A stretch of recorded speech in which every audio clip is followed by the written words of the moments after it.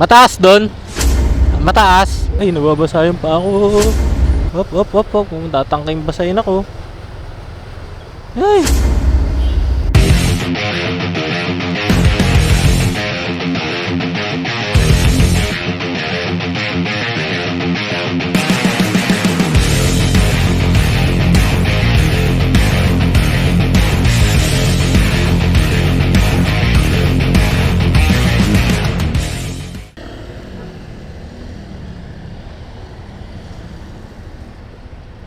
Wala akong choice. Wala akong umigot. Kasi malalim eh. Ito malalim.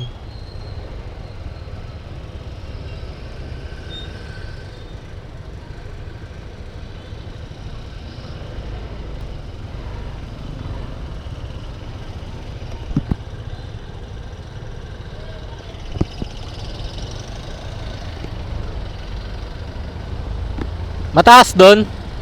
Mataas. Mababa lang.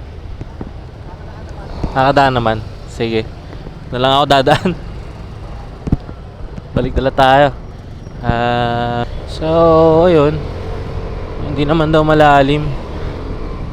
Sabi hindi daw malalim Let's see kung makakadaan.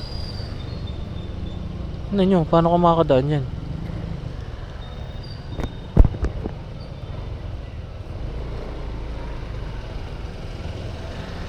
Manageable ba?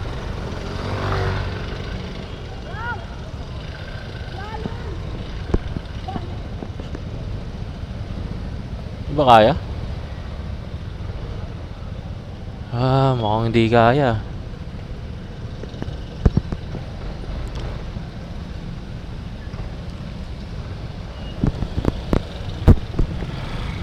Hop, nag-go. Kaya ba? Let's see.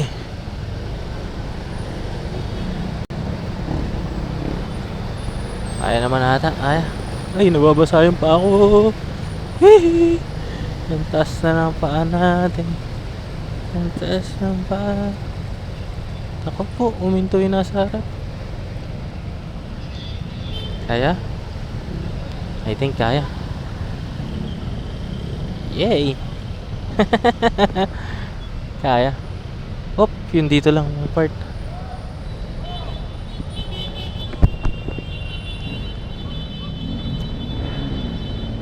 Medyo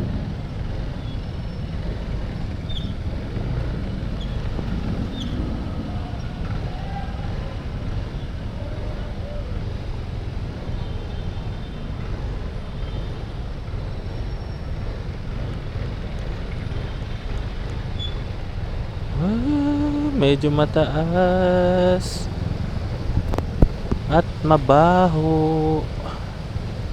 Hindi tayo.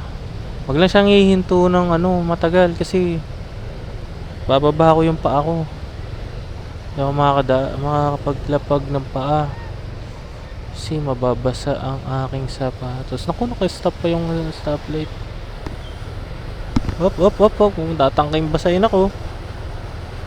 Ay! Ay! Ay! Sabi ko na eh. Hop, ya. Nabasa na yung isang kong paa.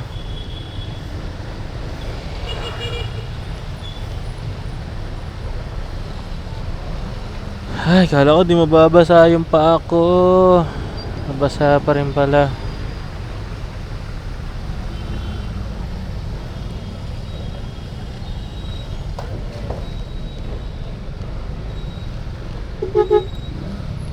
Ako po, malalim.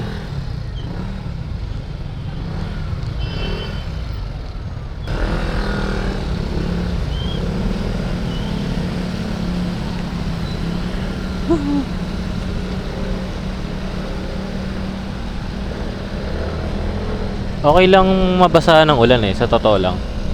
Wala naman akong lalo kung pauwi, hindi naman ako masyadong maarte kung mababasa ako ng ulan. Pero yung baha kasi, ayun yung medyo takot ako. Bukod sa siyempre mababasa ka or ano. Eh yung leptospirosis po, ang daming hindi makasakay o makauwi o kasi walang dumarating na public transport or jeep or bus man lang. Yan, naka-standby po sila talaga. Ayun ang worst kasi maleptos ka dahil lang nailusong mo yung paa mo sa tubig na may contaminated ng ihi ng daga.